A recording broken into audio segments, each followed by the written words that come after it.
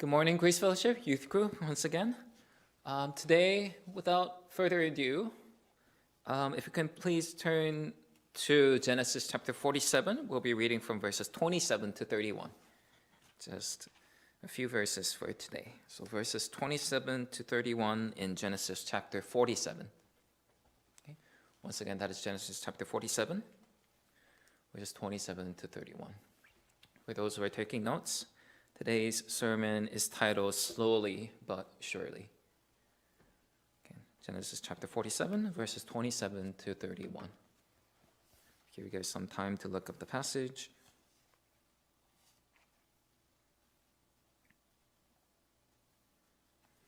Okay.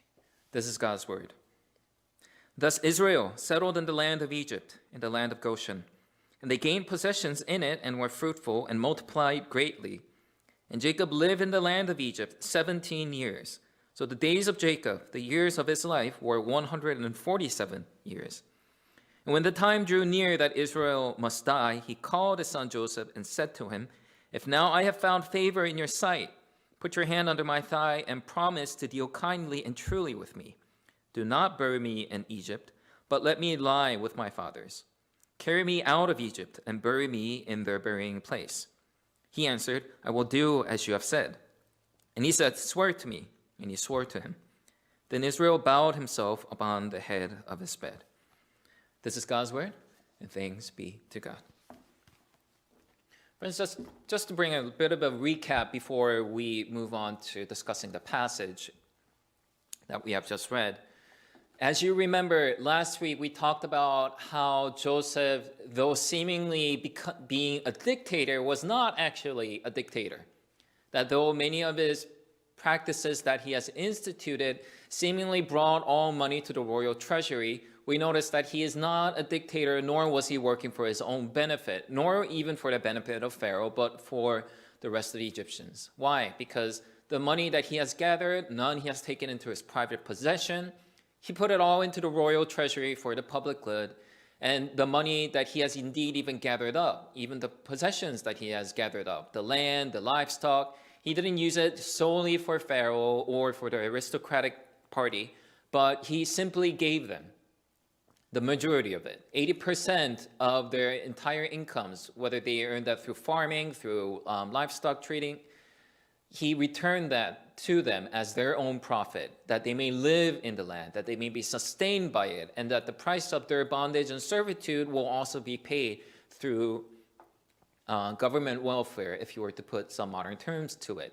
So we've seen that, and by that we notice one thing, that Jacob's blessing, when Jacob blessed Pharaoh as he came in and as he left, is now being transmitted and has been transmitted through Jacob's son Joseph, because Joseph basically became a source of blessing, a tunnel of blessing unto the people around him. And thus we have noted how Joseph became a benevolent person, a benevolent people, a servant of God. And we have noted basically how then thus Christians also, they need to learn how to be benevolent. Because as we have received freely, we should also give freely in the Spirit of God that he has provided. So that's where we left off 2 weeks ago when it comes to our study of Genesis. And today, in particular, we now reach the end of Genesis 47, where we are discussing the end and the life of Jacob. Yes, it is finally time for Jacob to pass away, unfortunately, because as we read from today's passage, he is 147 years old. Quite a long year to live. But before we discuss the passage of Jacob, I want us to briefly talk about how some of you are still waiting on the promises/deliverance/answers to your prayer requests, some deeper ones, because that's the topic that we'll be discussing in relation to Jacob today. Now, friends, I don't know about you, but for me, as a human being who has a very finite and limited days to live on this earth, it seems that whatever God seems to be promising, whatever God seems to or needs to respond to, in my head that is, seems to always come a step too slow, even if it does come. They don't always come at the most opportune times that I think it needs to come. Whether it be a prayer request regarding my legal status, whether it be a prayer request regarding my guidance into which church I should be serving in, whether it be factors or issues relating to my family members and my friends. It seems that the prayers that I lift up to God and ask for his guidance, ask for his deliverance, ask for his salvation, is not answered immediately. It takes a bit of time. And sometimes it takes a lot of time. And other times it seems to not be answered at all for years and years on end. And it leaves, honestly, myself frustrated at times. And I'm sure some of you definitely feel that way. And I'm sure there are a number of Christians who definitely feel that way outside of our church as well, as they wait on the promises of God to please come into their lives and transform something, to answer them. God seems to be silent, distant, slow to his promises, if anything, if he were to ever act on our behalf. And we are left wondering, why, Lord? Why are you doing this so slowly? Are you even responding at all? Are you even alive? Or are you simply a figment of our imagination that we have invented in order to hold on to a random concept called hope? Are you truly real? A delayed prayer request, a delayed prayer response, a delayed action on part of God, it seems, always tests our faith, always tempts us, always makes us dismayed and weakened. And we are looking and waiting for some kind of evidence, some kind of assurance that the hope that we have placed in him is not dead, it's not meaningless, but it will have assured deliverance. It will have assured response. And friends, if you are in that state, I believe today's sermon hopefully will respond and will give a little bit of insight and perhaps give a little bit of hope with your patience and with your waiting towards God as well. Because you're not the only one who definitely suffered, who definitely felt and experienced that. But even the great members, the great forerunners of faith that we see from the Bible, they all had definitely experienced that period of long wait as well. In particular, let's examine a few figures that are in relation to Jacob. So first figure that we definitely see was Abraham. In the case of Abraham, remember that God gave him very specific promises. Sometimes we really wish for those specific promises ourselves, do we not? Regardless, in the case of Abraham, he definitely received very specific promises. To name a few, especially the two that we'll be discussing today. One is that God promised him, you will have descendants as numerous as the stars in the sky and as the sands across the entire seashore. So many descendants was one of them. Number two, God definitely promised Abraham, I will give you land.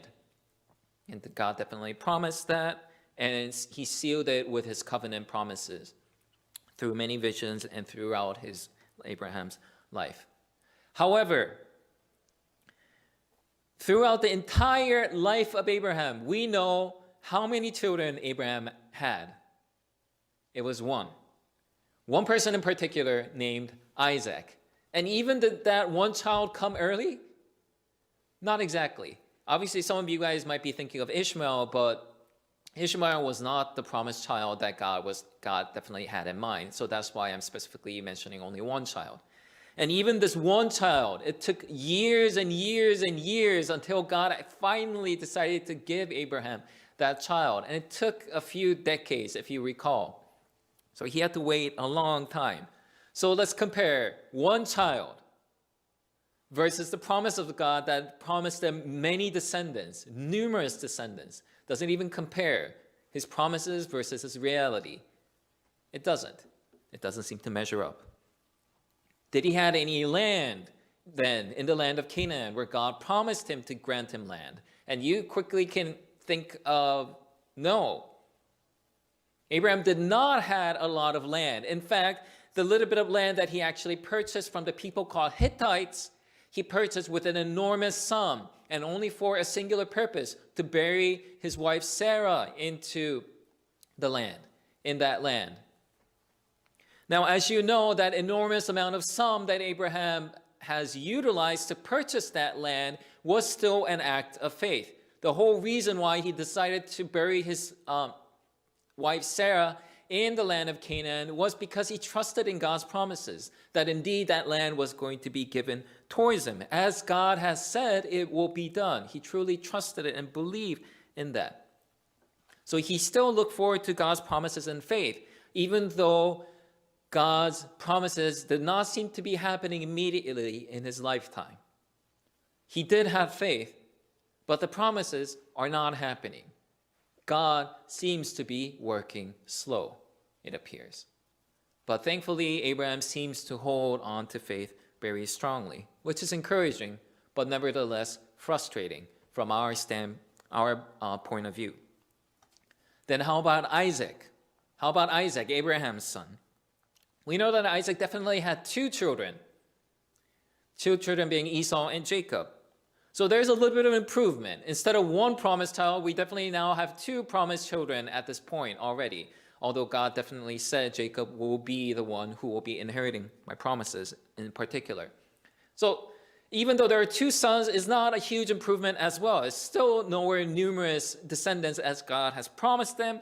And obviously, Isaac also did not have any land that he could claim as his own. Even though he has settled in a particular region, it wasn't a region that he could claim ownership over completely. So there is that delay as well. Then finally, how about Jacob? As we know from an example of Jacob, there has been a little bit of improvement in terms of the promises, right? You know, Jacob had 12 sons and one daughter, Dinah, as we know. There's a little bit of multiplication going on here, 6 times more than his father ever had in terms of children. And later down in Genesis chapter 46, it is also reported that the entire family of Jacob, including his grandchildren, so Jacob's grandchildren, they became a family of 70 members as they came into Egypt and as they were preparing to settle in the land of Egypt. So definitely there is a gradual improvement, an increase in the number of descendants for sure. But friends, is 70 immeasurable? Definitely not. You can still count 70. I know a lot of us are not exactly the best at counting, but if you were to line up 70 people and count the numbers, you can still count them. It is nowhere near numerous. It is nowhere near the promises of God, where God has promised you will have numerous descendants, as many as the sands in the seashore or stars in the sky. So the key point here being, God's promises seem to be happening slow still, even for Jacob.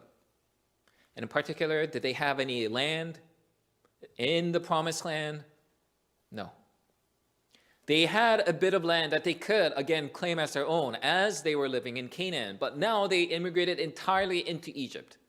Whatever ancestral claims they might have had at this point is gone, and they're simply settled as foreigners in the land of Egypt. So we clearly see that happening right now. Yet, what we find Jacob saying in today's passage fascinates us. Why? Because Jacob asked to be buried in the land of Canaan, specifically in the cave where his forefathers were buried as well. Verses 29 to 30 in today's verse. It reads as such. And when the time drew near that Israel must die, he called his son Joseph and said to him, "If now I have found favor in your sight, put your hand under my thigh and promise to deal kindly and truly with me. Do not bury me in Egypt, but let me lie with my fathers." Let me lie with my fathers.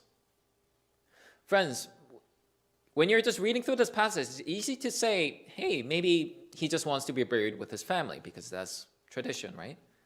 And typically, if you look at ancient cultures, whether it be Asia or Europe or Africa or whichever region, they do have that tradition of families typically being buried with families. So is that what's simply happening here?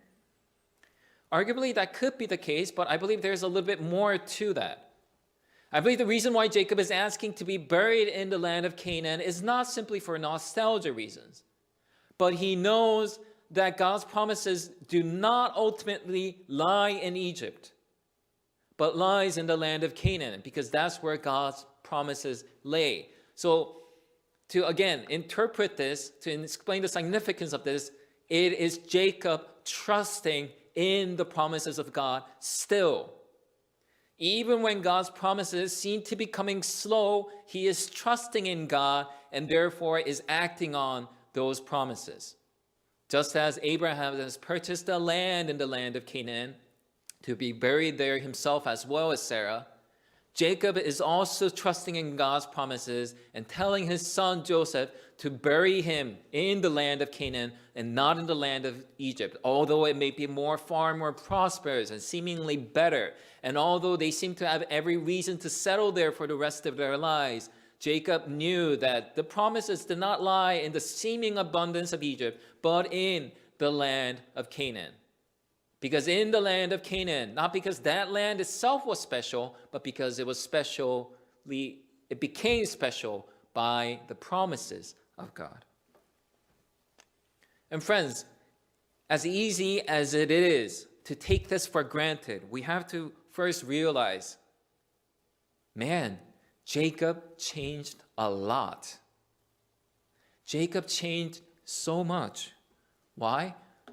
Friends, we studied Jacob for almost over a year at this point. And for youth group, I know it's been longer than a year. And we've seen how much of a schemer he is, how much of a strategist he is, how much he wants to take control of his life 24/7, how he thirsted for money, how he was so greedy, how he was so ready to sell out his family all this time. Was he trusting in God's promises that often? No. He couldn't trust in God's promises. He knew God's promises held something good. And that's why there were moments when he did pray. There were moments when he did rely. But ultimately, when push came to shove, he was always ready to enjoy the wealth. He was always ready to lean on his plan B and to run away and to start anew and to utilize his strategy and his thinking and whatever he could muster in order to carve a way for himself. And yet, Jacob, that twisted Jacob, is now solely relying on the promises of God in a very humble manner, where he is throwing his fate in the hands of God and confessing, Lord, I will wait on your promises, not on my strategies. I will not tell my children to settle in the land of Egypt, but I will bury my bones in Canaan with the sure promise that your promises are going to come true in that land. And by doing so, he's also sending out a statement to his children as well. You are also to return to Canaan and not to settle in the land of Egypt. Why? Because the promises of God and the deliverance of God won't be in Egypt, but will be in Canaan. Why? Because his promises are there. How is such a selfish and greedy man be able to be transformed into such a humble man who trusts in God? Friends, it's simple. It's because of God's continuous and faithful intervention in his life over and over and over and over again, where he realizes, despite the mess that he kept on making due to him trying to take control of his life, God even took care of that muck and mess and even used that as an opportunity to bless him even further, more and more. So as Jacob was experiencing God's intervention over and over again and saw that God has led him through the troubles and the pains and even utilized him to bring about even greater blessings, greater deliverance, Jacob is finally and fully convinced, as a true worshiper of God, that the blessings do not lie within him or his efforts or anything that the world can ever offer, but that the true blessings lie only and solely with the presence of God. In particular, we remember how Jacob experienced God protecting and guiding at every corner of his life. When he was leaving home because of his greed, that made him get kicked out from the family, essentially. When he was in the land of Haran, where he had to suffer from his uncle being another type of criminal and scam artist that Jacob was. From his brother Esau, who was threatening him with murderous intent. Through the slaughter of Shechem that his sons have committed and therefore made his family in jeopardy. From the loss of Joseph that left him painful throughout the rest of his years until he finally refound Joseph. From the upcoming famine that threatened the family its entire life. And finally, in the restoration of Joseph, in finding out that Joseph not was only alive, but became the prime minister of Egypt, and how he saw the deliverance of God as he was moving down to Egypt, he found over and over again that indeed it was God, and it was his promises that carried his family to a place of restoration, to a place of love, to a place of healing that he would have not ever thought of or could have done for them, because he was too sinful to be that figure. But God was the one who carried his family, himself, into a place of blessedness. Moreover, it doesn't end here. Today's passage also gives an indication of how Jacob experienced God's promises becoming true again in his lifetime, and in particular, that of his descendants becoming numerous. If we were to read verse 27, we see that God's promises again become true during Jacob's lifetime, in the final moments of his lifetime. Verse 27. Thus Israel settled in the land of Egypt, in the land of Goshen, and they gained possessions in it and were fruitful and multiplied greatly. Friends, I want to focus on that phrase a little bit. The phrase fruitful and multiply greatly. It is a phrase that the Bible uses whenever it talks about God fulfilling his promises to his people. Again, what is that phrase? That phrase is specifically used whenever God fulfills his promises to his people. It is not merely an adjective that is used to describe that something is going well, but it's a phrase that is particularly used very deliberately whenever God is fulfilling his promises to his people. And he uses this phrase. The Bible uses this phrase over and over again, and there are numerous examples, but we'll just look at 3 of them. Where do we find these examples? First of all, we find them in Genesis 1, chapter 1, verse 28. After God has created the first humanity, and he was sending them out into earth that they may keep propagating, keep expanding the glory of God, he gave them this blessing. And God blessed them, and God said to them, be fruitful and multiply, and fill the earth and subdue it. So for the first humanity, this was God's promises being done towards them. This is a command as well as a blessing that he gives them. Be fruitful and multiply. The second example we see in Genesis chapter 17, verses 1 to 2. After God has promised, again, this is the first time God has affirmed his covenant promises to Abraham and tells him of all the blessings, the land, the children, the kings that will come from him, basically the kingdom of heaven that will be accomplished through him. This is what God promises Abraham. This is what he says to Abraham.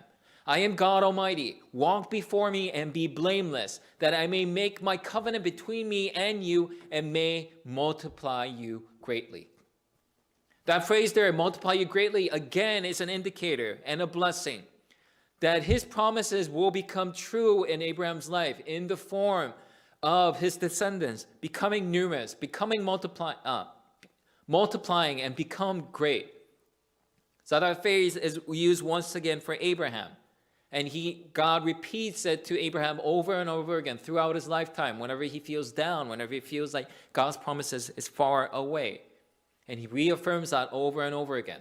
Does it end there? No, even for Jacob, God has specifically used this phrase as well. In Genesis chapter 35, verse 11, when Jacob is, at this point, Jacob has just been kicked out from his home because Esau was ready to kill him. And his parents were concerned. So he is on his way to Haran, and he's in the desert. And when he was sleeping, God visited him in a dream. And this is what God says to Jacob. And he is in his full fear wandering through the desert. This is what God promises to Jacob.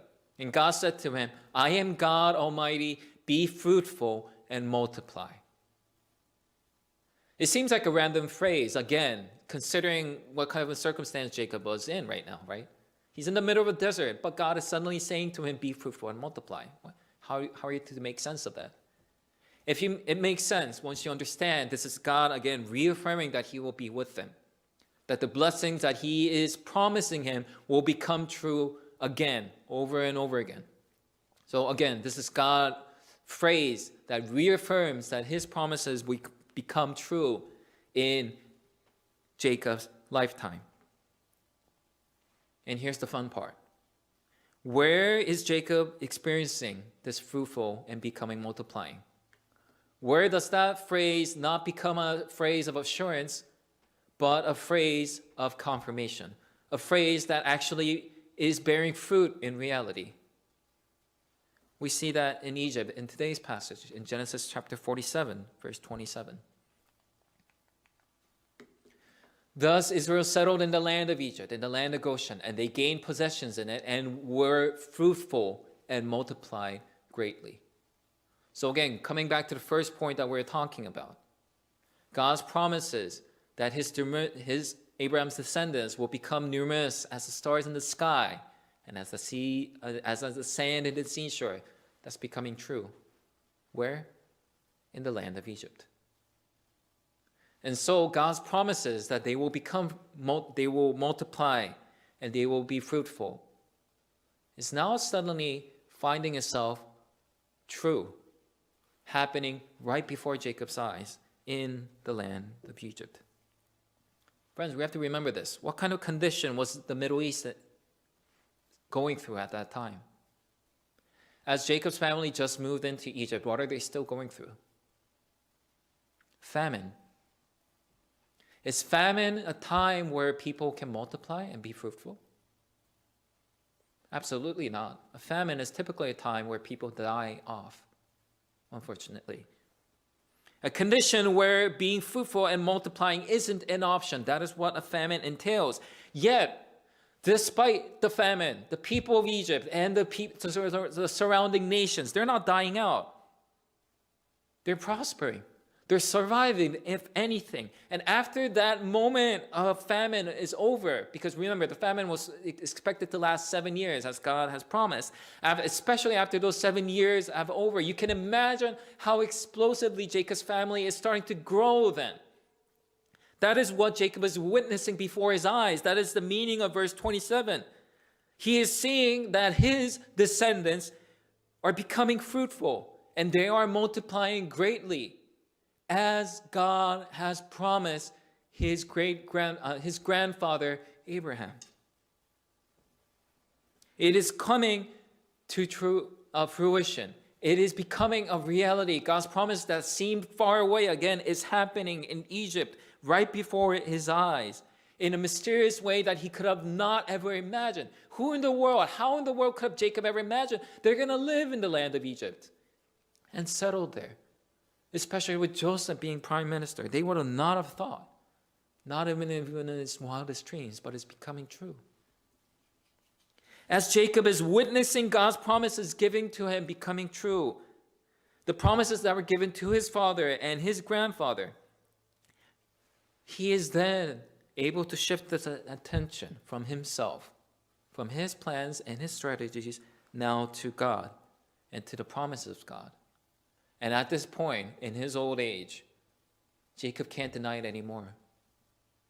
There are too many fingerprints of God in his life, where the very promises of God, the very miracles of God that he would have never thought would have ever happened, is happening right before his eyes, over and over and over again. And though it is still in process, still his descendants are not as yet as numerous as the stars in the sky, nor does he have land in the land of Canaan that he can claim to. Yet, he is seeing over and over again through his own experiences that God's promises are indeed becoming true in a way that it is unexpected, but surely is happening in reality. And that is how a scam artist like Jacob is able to be transformed into a humble and faithful person towards God by the faithful love, the Hesed love of God. It wasn't Jacob's superb character that made him into who he is. It was God's continual faithfulness over his life and the faithfulness to his own promises that is making Jacob into such a figure. Because once again, when you compare Jacob's beginning with this end, there is such a huge difference between the two.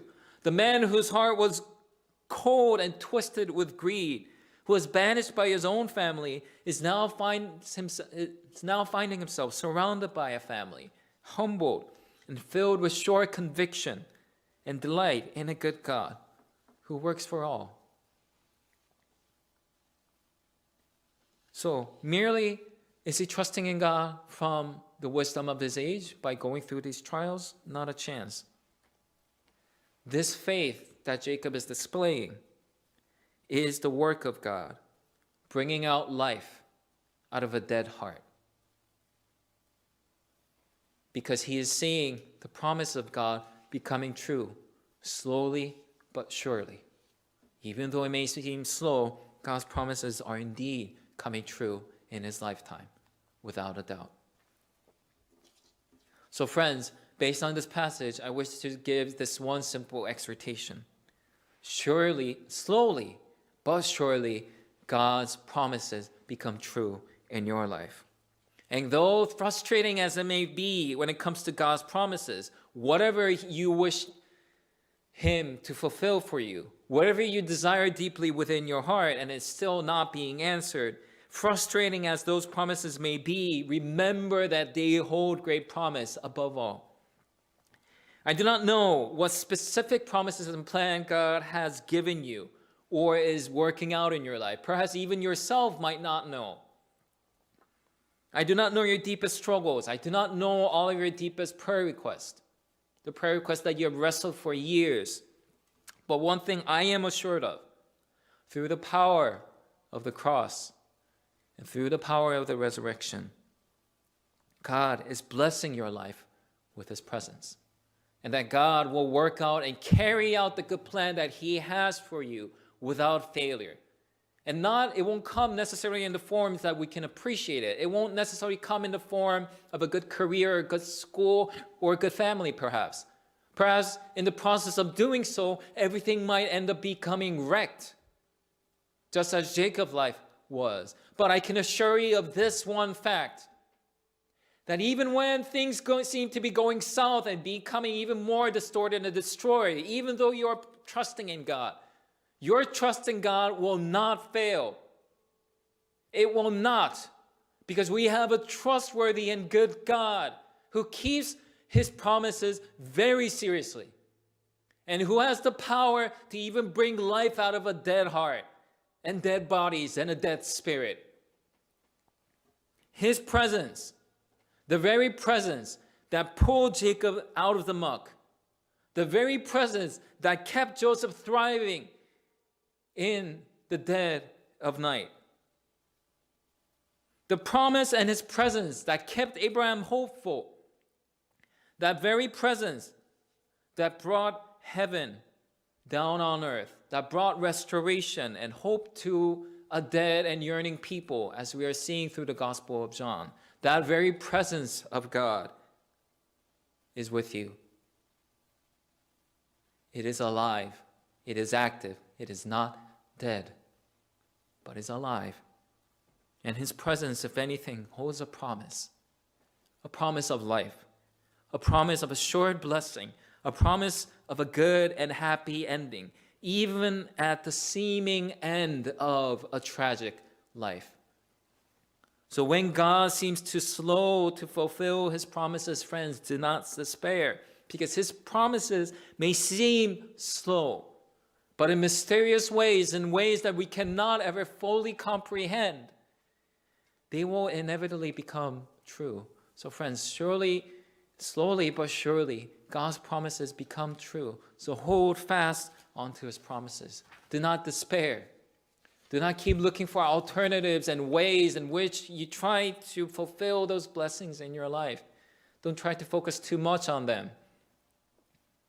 But I pray that you'll learn the patience and the faithfulness of our forerunners, and that you will keep on trusting God and find his deliverance becoming true in your reality. Because when it does, it will be beautiful. It will be glorious. And it won't be ever something that we can ever attain with our efforts. So friends, I pray, be patient. Deliverance is coming. Salvation is coming. God will work out his miracles in your life. So be assured of that and learn patience. Let us pray.